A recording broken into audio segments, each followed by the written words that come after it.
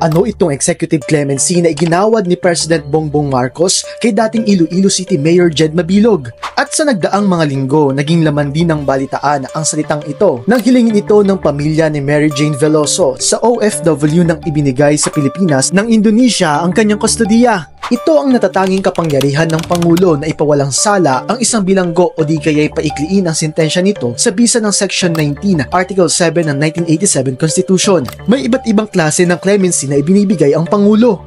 Una ay ang absolute pardon, na ibabalik ang lahat ng civil at political rights ng sinumang mapagkakalooban nito ng walang kapalit o kondisyon.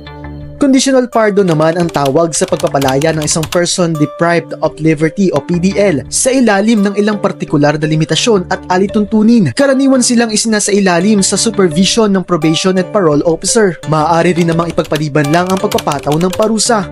Kung hindi man kusang ipagkaloob ng Pangulo ang clemency, maaari itong hilingin sa ahensya ng Department of Justice na Board of Pardons and Parole o maaari ring sila mismo ang magrekomenda nito. Pero ang request na yan ay daraan pa rin sa approval ng Pangulo. Karaniwang batayan sa pagbibigay ng clemency ay ang katandaan, issue sa kalusugan at pagpapakita ng kagandahang asal ng isang bilanggo habang siya ay nasa piitan.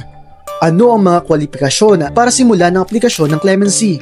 Una na riyan, dapat ay higit 1 taon at may minimum term ang pagkakakulong ng isang bilanggo. Pangalawa ay dapat ding lumipas na ang maximum sentence na ipinataw sa isang bilanggo. Pwera na lamang kung may kinalaman ng kaso sa paglabag sa alituntunin ng eleksyon.